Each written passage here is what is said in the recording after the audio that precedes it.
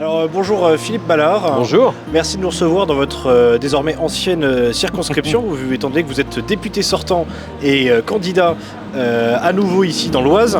Alors, tout d'abord, vous avez longtemps été journaliste. C'est l'essentiel de votre carrière avant que vous rejoigniez le Rassemblement national. Est-ce que vous pensez qu'aujourd'hui, le RN est un parti qui est traité comme les autres dans les médias ? Alors il y a une amélioration qui est absolument indéniable, mais dès que la situation politique, alors je veux dire se tendre, c'est-à-dire qu'on est aux portes du pouvoir, effectivement, une partie de la presse ne nous considère plus comme un parti comme un autre. Clairement, on l'avait vu dans l'entre-deux tours de la présidentielle, où par rapport à l'avant-premier tour, il y avait une différence mais totale et complète.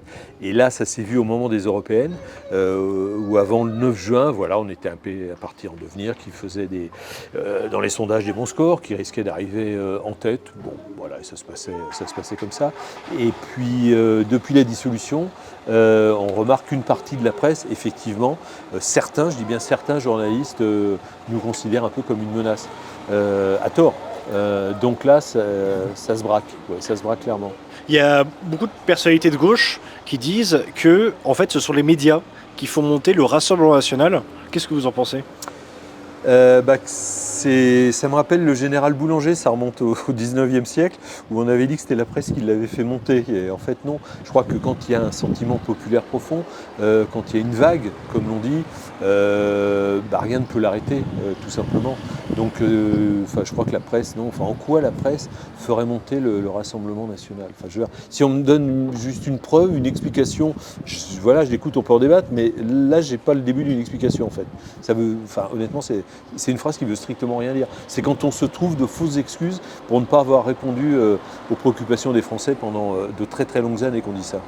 Pour rester sur ce sujet, Jordan Bardella a annoncé que si vous accédiez au pouvoir le 7 juillet, vous supprimeriez l'audiovisuel public. Pourquoi ?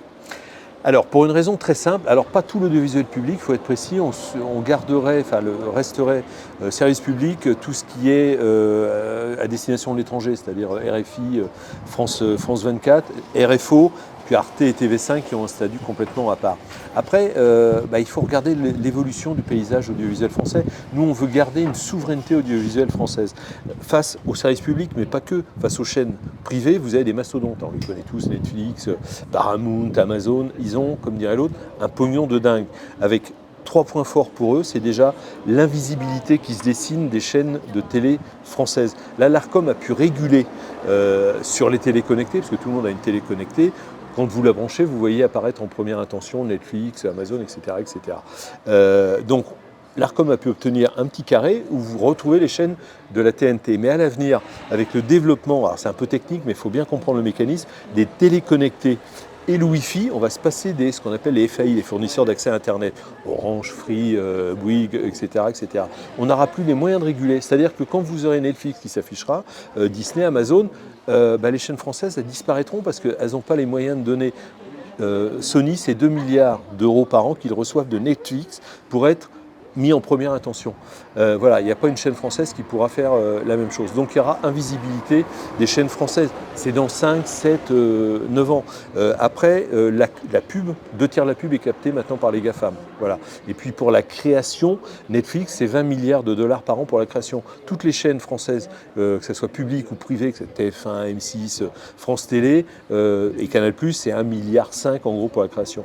Donc voilà, les 3 piliers sont en train de s'effondrer.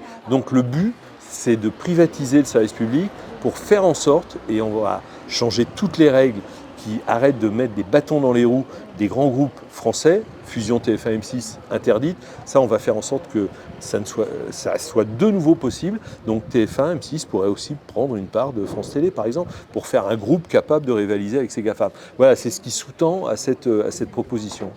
Alors, certaines personnes, diraient que pour des raisons stratégiques, vous pourriez vouloir conserver le service public qui est aussi un outil de pouvoir et de diffusion des idées, comme ça a pu être le cas. C'est-à-dire que souvent, le service public se fait la caisse de résonance du pouvoir en place. Oui, mais nous, on n'est pas dans cette optique parce que là, ça sous-tend qu'on sombre un petit peu dans une démocratie libérale et qu'on sert d'une chaîne de télé pour faire passer ses idées. Alors, pourquoi pas garder une fréquence. Parce que quand on est une fréquence, c'est une chaîne, ou une chaîne, c'est une fréquence. Pour faire du culturel, de l'histoire, enfin voilà, mettre en avant un petit peu le patrimoine français et puis avoir d'autres émissions.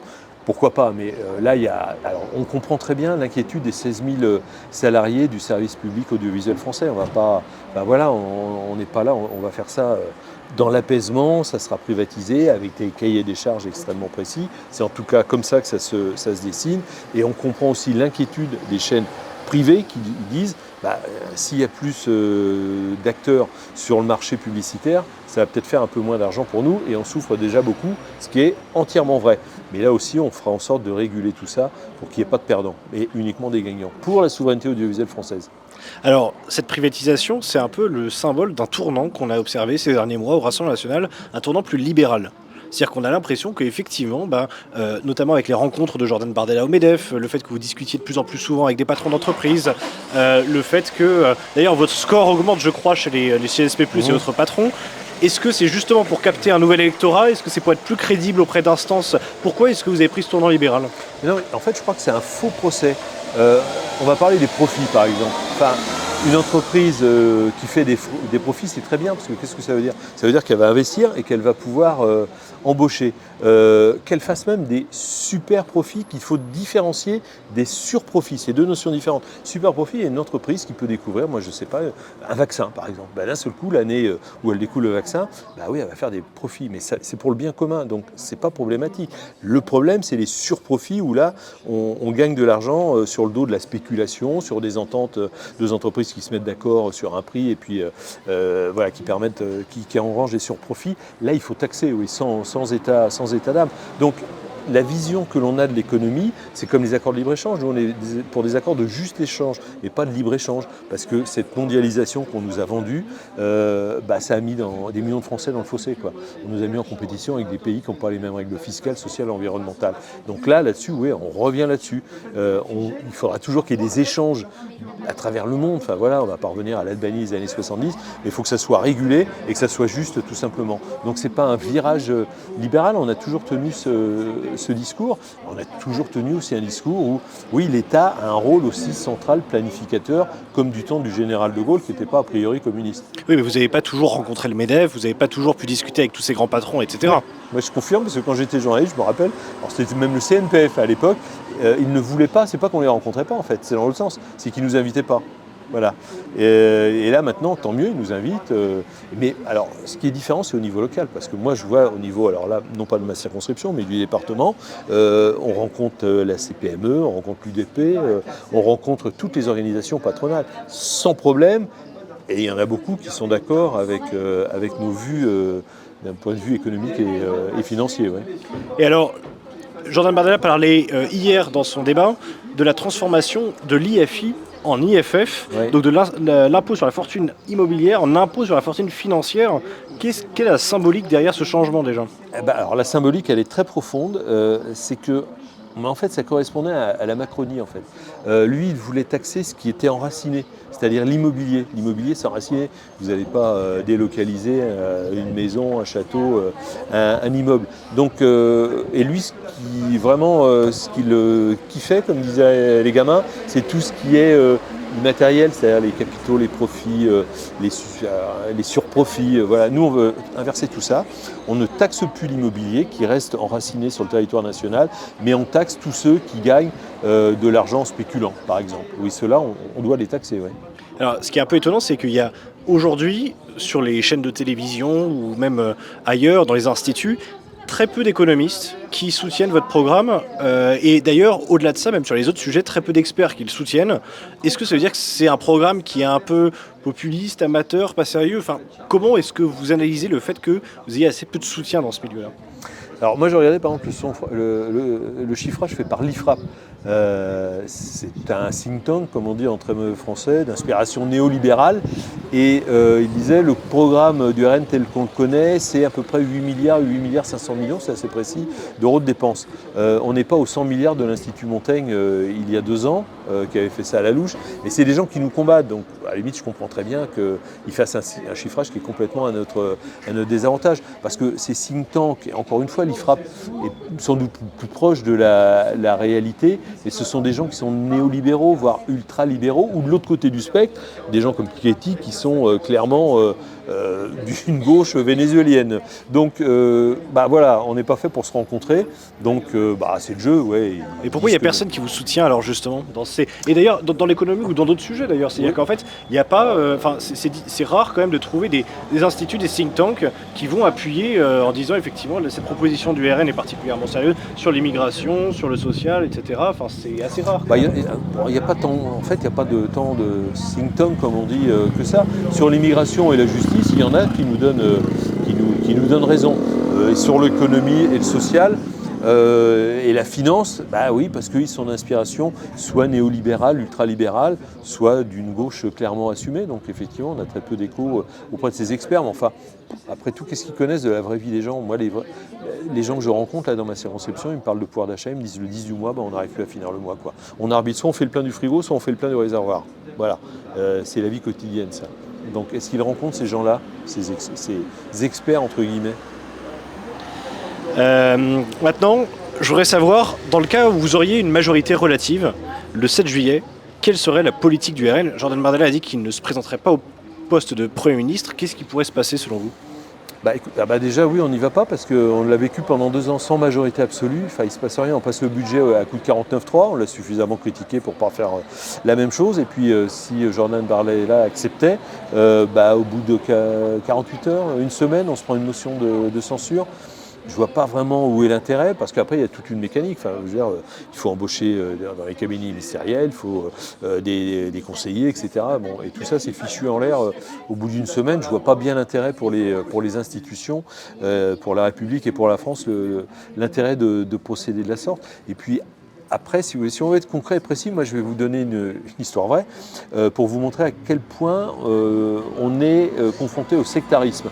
Moi j'ai fait une mission flash. Il y a des missions, il y a telle mission à l'Assemblée nationale, des commissions d'enquête, il y a des missions flash et ça dure 3 mois. J'ai fait ça avec une députée Renaissance. C'était sur les médias, l'éducation aux médias.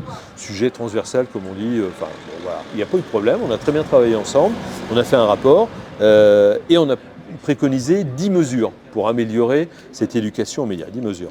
J'ai pris une de ces mesures sous forme d'amendement que j'ai déposé dans le PLF à l'automne dernier. Vote en commission, le groupe RN reprend cet amendement et le groupe Renaissance non. Donc je suis allé la voir, je lui ai dit mais attends, c'est quoi le délire? C'est notre proposition, on en a fait 10, on était d'accord, on l'a signé ensemble. Et elle me dit oui mais parce que t'es RN, hein. Voilà. Donc on serait confronté à ça en permanence. Donc quel est l'intérêt tous les jours d'être confronté à ça et de perdre tous les votes, quoi. Et si le pays ne trouvait pas de majorité, qu'est-ce qui pourrait se passer? Là, c'est la politique fiction. Là, on s'en remet aux institutions. Hein. Enfin, il ne peut pas y avoir dissolution avant 1 an. Emmanuel Macron de prendre ses responsabilités, de nommer, c'est ce qui revient, les commentaires de presse, un Premier ministre un peu expert, où on expédie pendant 1 an les affaires courantes.